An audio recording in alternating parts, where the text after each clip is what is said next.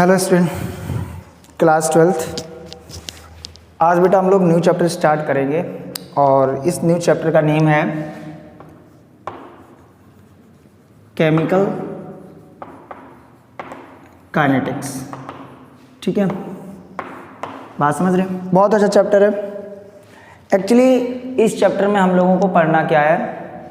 इस चैप्टर में हम लोगों को पढ़ना है कि कोई भी रिएक्शन होती है उस रिएक्शन का रेट कितना होता है। रिएक्शन का रेट का मतलब है कि उसमें कितने टाइम पीरियड में कितना रिएक्टेंट प्रोडक्ट में चेंज हो रहा है या कितना प्रोडक्ट का फॉर्मेशन हो रहा है, कितना रिएक्टेंट बच रहा है। ये सारी चीज़ें रेट होती है। रेट का मतलब दौड़ना ही नहीं होता हमेशा, ये भी दौड़ना ही एक तरीके से।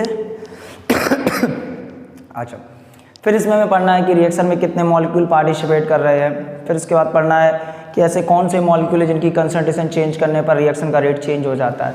समझ रहे? ऐसा नहीं कि सभी मॉलिक्यूल हैं, आपने कंसंट्रेशन चेंज की किसी एक की, रिएक्टेंट का रिएक्शन का रेट चेंज हो गया। ऐसा नहीं है, सभी के नहीं होते हैं, कुछ स्पेशली होते हैं जिनकी वजह से ऐसा होता है।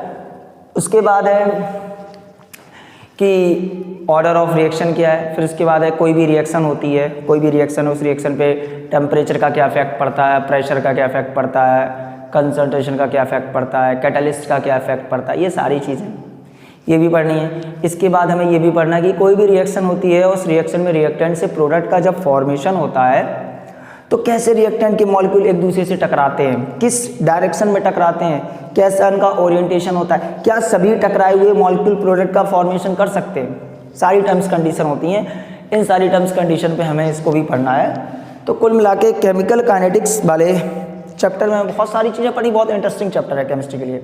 अच्छा, पहले हम बात कर लें कि ये जो चीज़ें हम बक रहे हैं, ये बोल रहे हैं, क्या ये सारी चीज़ें सभी पे एप्लीकेबल हैं? अच्छा, जरा देखो, आपने देखा होगा 3 तरीके की रिएक्शन होती हैं। एक स्लो रिएक्शन, मॉडरेट रिएक्शन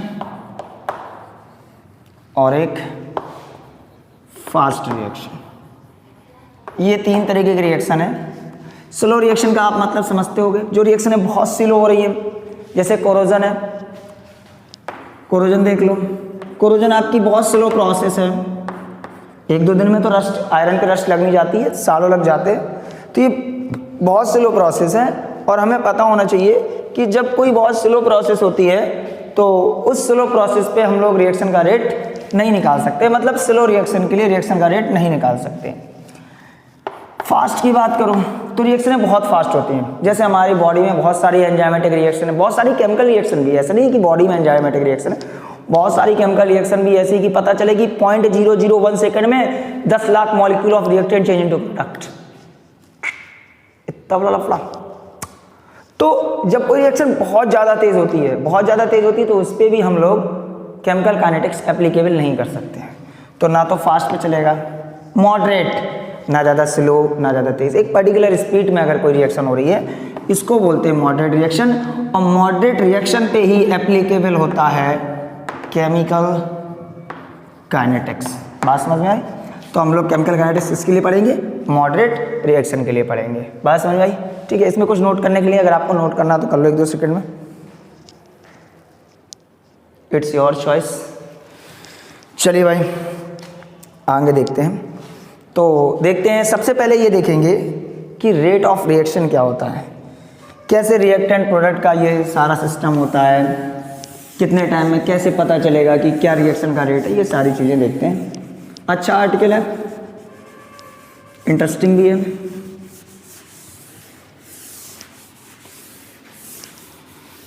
एक समय वो था जब साथ थे।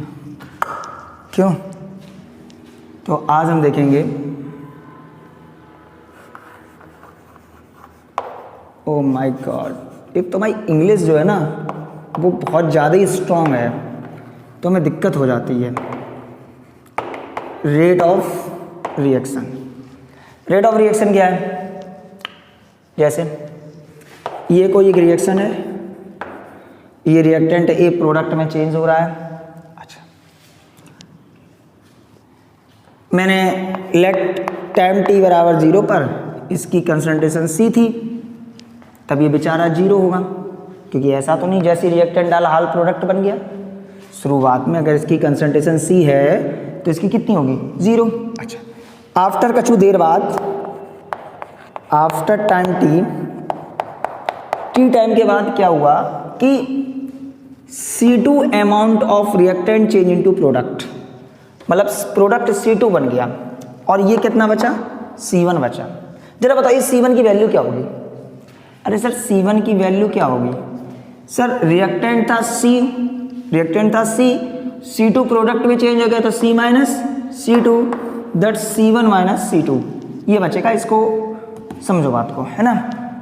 अच्छा, तो कुल मिला के आफ्टर 10 t ऐसा हो गया तो what is the rate of reaction? Rate of reaction कुछ नहीं होता है, चेंज इन कंसंट्रेशन, चाहे वो रिएक्टेंट हो चाहे वो प्रोडक्ट हो, चाहे वो रिएक्टेंट हो चाहे प्रोडक्ट हो, change in concentration with respect to time, time के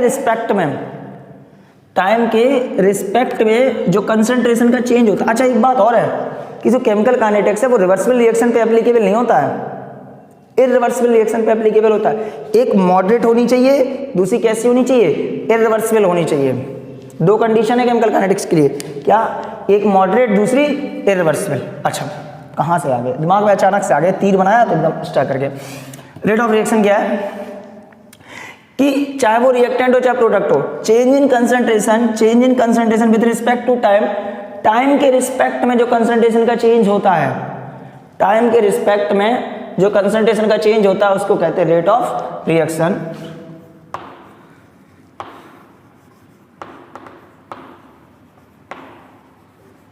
change in concentration with respect to time is called rate of reaction। तो जो कंसंट्रेशन का चेंज होता है टाइम के रिस्पेक्ट में उसको कहते हैं रेट ऑफ रिएक्शन। तो इसको थोड़ा हटा दो यार।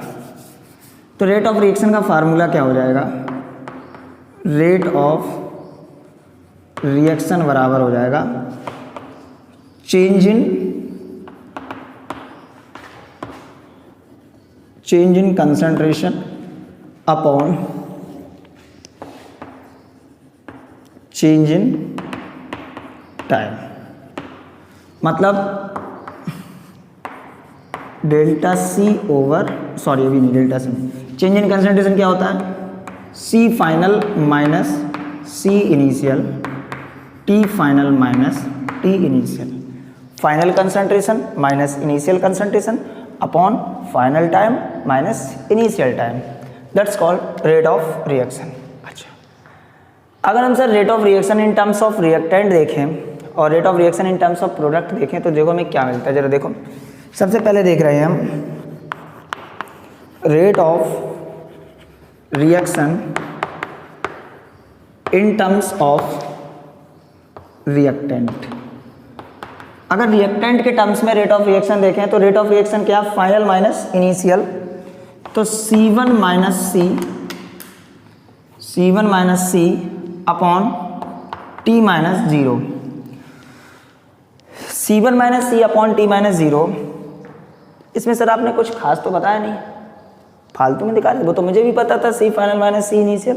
अच्छा, एक बार बताओ C और C1 में ज़्यादा कौन होगा? भाई शुरुआत में रिएक्टेंट होगा, कुछ समय बाद कुछ रिएक्टेंट प्रोडक्ट में चेंज हो गया होगा, तो डेफिनेटली C1 कम होगा, C ज़्यादा होगा। बोलो क्या है कि C1 is less than the C। तो ये चीज़ कैसी आएगी? नेगेटिव। कैसी आएगी? नेगेटिव। इसका मतलब क्या हुआ कि rate of reaction in terms of reactant कैसा होता है? नेगेटिव होता है? नहीं होता है। इस नेगेटिव साइन का मतलब ये नहीं है कि rate of reaction in terms of reactant negative होता है। अब रेट नेगेटिव हो सकता है यार, डिक्रीज हो सकता है कि माइनस चला है।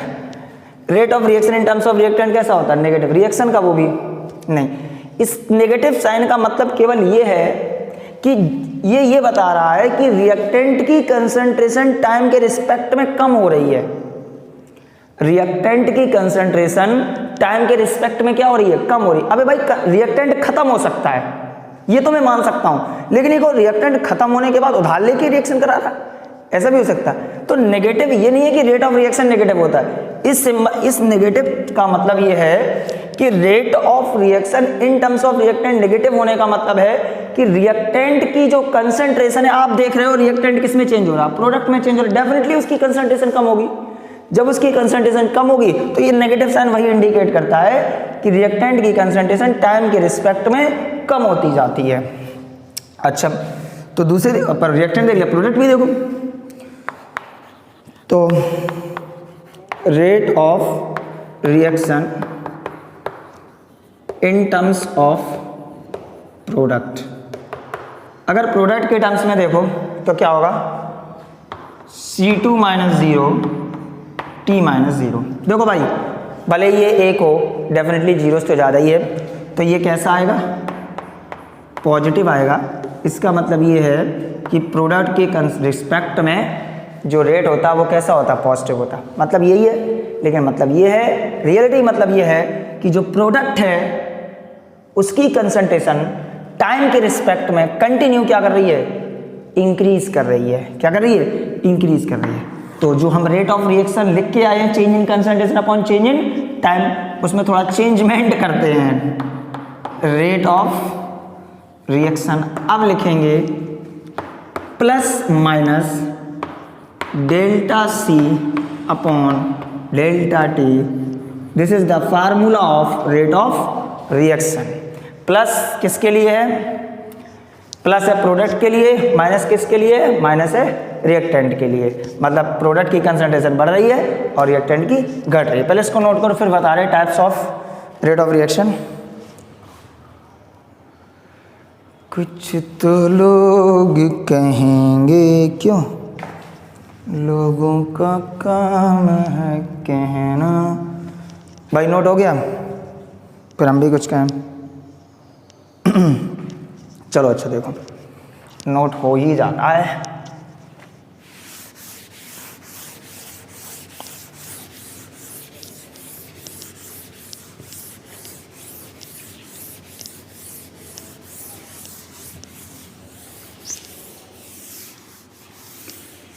कितना मैं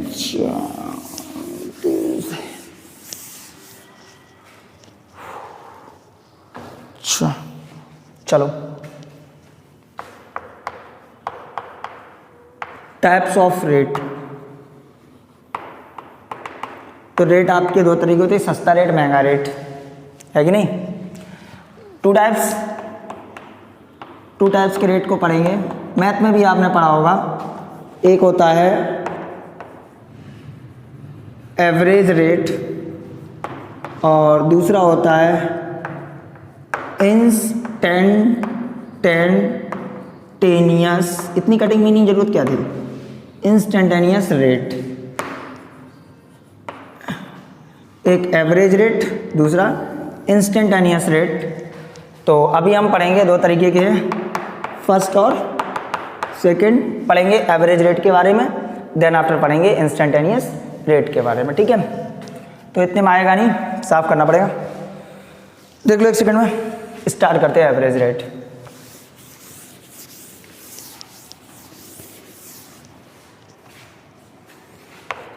नंबर फर्स्ट,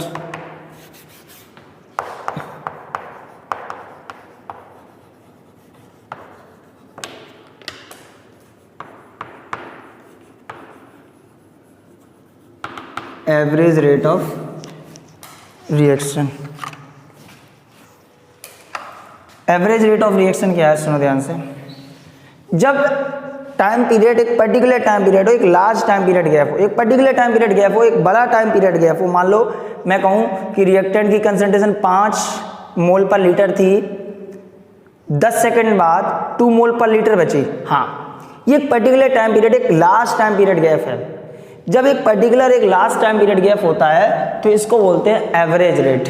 क्या बोलते हैं, एवरेज रेट। इंस्टेंट का मतलब क्या होता है, इंस्टेंट, वहीं तो वहीं खटक, मतलब एकदम ये पॉइंट था वहीं पे खटक। इंस्टेंट का मतलब होता है वहीं पे तुरंत, नो टाइम गैप, कोई बहुत लास्ट टाइम गैप नहीं, ठीक है। एवरेज रेट ऑफ रिएक्शन का मतलब एक पर्टिकुलर टाइम पीरियड गैप में जो चेंज इन कंसंट्रेशन होता है उसको बोलते हैं क्या, average rate of reaction. A particular time gap, change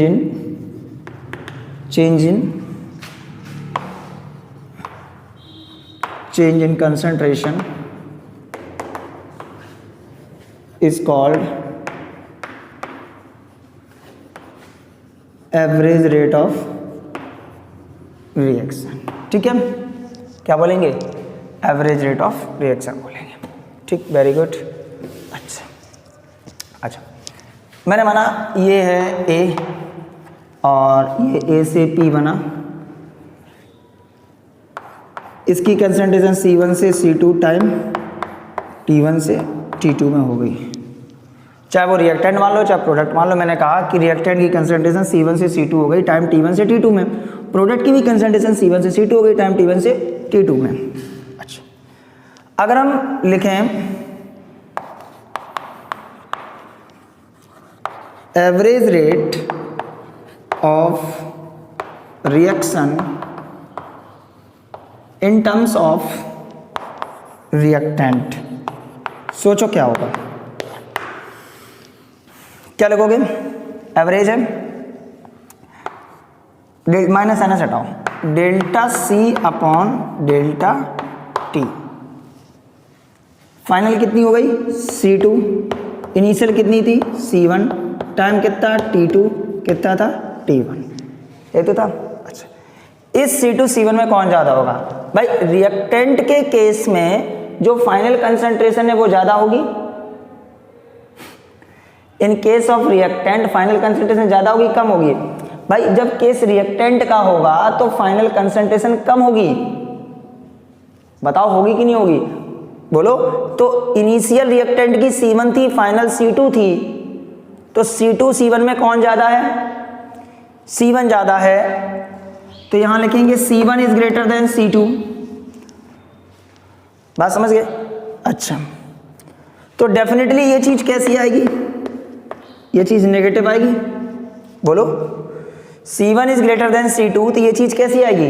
negative आएगी। भाई यार अपने दिमाग से सोचो, ये चीज़ नेगेटिव वाली ज़्यादा, ये कितनी भी वैल्यू कैसी आएगी? नेगेटिव आएगी। ग्राफ खींचो जरा इसका, ग्राफ।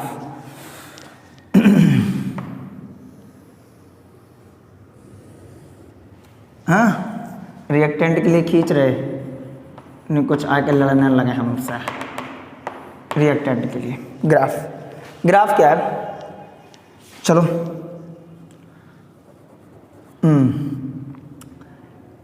ये कंसंट्रेशन C1 हो गई, यहाँ कंसंट्रेशन C2 हो गई, ये टाइम T1 हो गया, ये टाइम T2 हो गया। टाइम T1 पे कंसंट्रेशन कितनी है? C1, ये टाइम T1 है और ये कंसंट्रेशन है C1।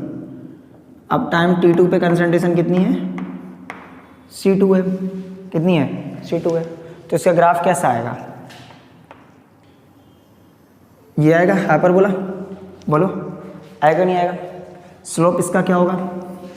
ये चीज़ m बराबर tan थीटा बराबर negative, theta is greater than 90, greater than 90 कैसा होता है? नेगेटिव होता है। ये इसका स्लोप हो जाएगा और ये इसका ग्राफ हो जाएगा। किसका? रिएक्टेंट के लिए। तो ये average rate of reaction in terms of reactant हो गया।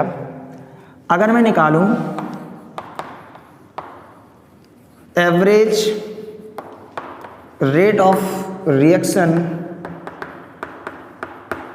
इन टर्म्स ऑफ प्रोडक्ट के टर्म में क्या करोगे? वही है फाइनल माइनस इनिशियल। प्रोडक्ट की इनिशियल कितनी मानी? C1, फाइनल कितनी मानी? C2, टाइम कितना? T1, कितना हो गया? T2। तो फाइनल माइनस इनिशियल मतलब C2 minus C1 upon T2 minus T1। बोलो, तो C2 और C1 में प्रोडक्ट के केस में कौन ज़्यादा होगा? प्रोडक्ट के केस में फाइनल हमेशा ज़्यादा होगा, क्योंकि शुरुआत में कम होगा, जैसे जैसे टाइम बढ़ता जाएगा उसका अमाउंट बढ़ता जाएगा। तो यहाँ पे C2 is greater than C1, और जब C2 is greater than C1 तो ये चीज़ कैसा आएगा? पॉजिटिव आएगा। बोलो, पॉजिटिव आएगा कि नहीं आएगा? तो रेट ऑफ रिएक्शन पॉजिटिव होता है प्रोडक्ट के टर्म में। ग्राफ खींचो। अच्छा सर, अगर सर ग्राफ खींचे तो यहाँ कंसंट्रेशन यहाँ कंसंट्रेशन C1 है, बढ़ के प्रोडक्ट की कितनी हो गई C2 टाइम T1 से कितना हो गया T2। भाई प्रोडक्ट के लिए C1 कंसंट्रेशन टाइम T1 पे थी, C1 कंसंट्रेशन टाइम T1 पे थी, C2 कंसंट्रेशन टाइम T2 पे हो गई। ठीक है, देखो भाई मिलाओ इनको, मिला दोनों। ठीक है, तो ग्राफ कुछ ऐसे घूमता हुआ, ये लौकी जैसा होगा, है ना, ये होगा। तो इसका स्लोप ये m बराबर tan थीटा कैसा आएगा, पॉजिटिव आएगा। थीटा कितना है लेस देन 90, लेस देन 90 कैसा आएगा पॉजिटिव आएगा। तो this is the average rate of reaction, average rate of reaction in terms of reactant, average rate of reaction in terms of product. ये इनके ग्राफ हैं, ग्राफ देख लो, बात समझ में आई। ठीक है, फिर इसके बाद बताते इंस्टेंटेनियस रेट। इसमें कोई दिक्कत हो बताओ जरा, इसको दूर कर सकता हूं मैं। देखो जरा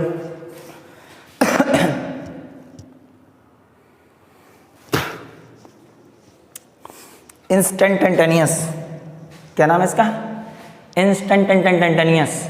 देखो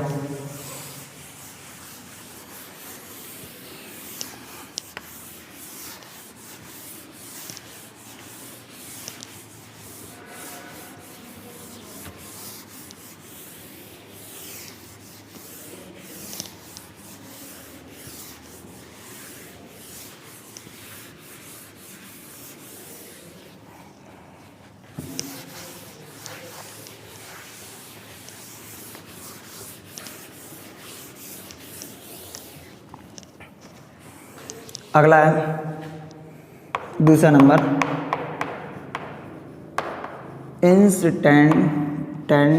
भूल गए, instantaneous rate of reaction, very small time gap, very small time gap, change in concentration, change in concentration is called instantaneous rate of reaction। ठीक है, अच्छा क्या लिखोगे इसको, instantaneous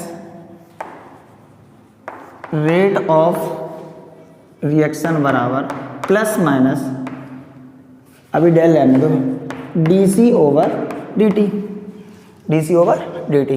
अच्छा चलो भाई, रिएक्टेंट के लिए अगर निकालो तो क्या होगा, रिएक्टेंट के लिए ग्राफ ये है। अच्छा समझना जरा, मैंने कहा टाइम, किसी एक टाइम पे कंसंट्रेशन ये थी, कितनी थी कंसंट्रेशन थी C1, टाइम कितना था T1, बिल्कुल जस्ट हल्के टाइम में ही, मतलब इसके ऊपर ओवरलैप करता हुआ, मैं आपको दिखा नहीं रहा हूँ लेकिन रियलिटी वो इतना टाइम पीरियड गैप होता है कि इसके ऊपर ओवरलैप करता हुआ T2। अब सर इसका तुम कैसे निकालोगे, कैसे निकालोगे, तो ऐसे केसेस में डालते हैं क्या, क्या डालते हैं, टेंजेंट डालते हैं ये। ठीक है, इस लाइन को आगे बढ़ाओ, ये चीज होगा थीटा ग्रेटर देन 90 आ रहा, थीटा ग्रेटर देन 90 आ रहा, थीटा ग्रेटर देन 90, इसका मतलब कैसा होगा, नेगेटिव होगा। समझ गए, ये जो यही बताएगा, रेट बताएगा। ठीक है, अब प्रोडक्ट के लिए देखो, प्रोडक्ट केस में क्या होगा, ये ग्राफ ये हो गया, किसी टाइम पे ये कंसंट्रेशन थी, उसके जस्ट अगले टाइम पे ये कंसंट्रेशन, वो सॉरी ये तो बहुत बड़ा टाइम गैप हो गया, उसके जस्ट अगले टाइम पे ये कंसंट्रेशन थी। इस पे खींचा ग्राफ, कुछ नहीं मिलने वाला मुझे, कुछ नहीं मिलने वाला, सॉरी कुछ नहीं मिलने वाला मुझे, बात समझ गए। ठीक है, तो ये थीटा लेस देन 90 कैसा हो जाएगा, पॉजिटिव हो जाएगा। तो ग्राफ जहाँ टेंजेंट कट करेगा उसी से निकाल लेंगे, ये हो गया इंस्टेंटेनियस रेट ऑफ रिएक्शन। तो कुल मिला के रेट ऑफ रिएक्शन की बात करी तो rate of reaction in terms of reactant कैसा होता है, नेगेटिव होता है। इन टर्म्स ऑफ प्रोडक्ट कैसा होता है, पॉजिटिव होता है। नेगेटिव का मतलब ये नहीं होता है कि नेगेटिव होता है, नेगेटिव का मतलब ये है कि रिएक्टेंट की कंसंट्रेशन कम होती जाती है और प्रोडक्ट की कंसंट्रेशन बढ़ रही होती है, तो उसका बोल देते हैं पॉजिटिव होता है। एवरेज रेट ऑफ रिएक्शन एक पर्टिकुलर टाइम पीरियड गैप में होता है। इंस्टेंटेनियस रेट ऑफ रिएक्शन एक बहुत स्मॉल टाइम गैप के अंडर में होता है, तो उसको इंस्टेंटेनियस रेट कहते हैं। दोनों रिएक्टेंट और प्रोडक्ट के ग्राफ कैसे आते हैं आपको बहुत अच्छे से पता होना चाहिए, बात समझ रहे हो ना, ठीक है। तो आज के लेक्चर में हम लोग इतना ही रखते हैं, फिर आगे स्टार्ट करते हैं कि rate of reaction in terms of stoichiometric coefficient कैसे लिखेंगे, what is the molecularity of reaction, what is the order of reaction, कल के लेक्चर में होगा। Okay, thank you, bye.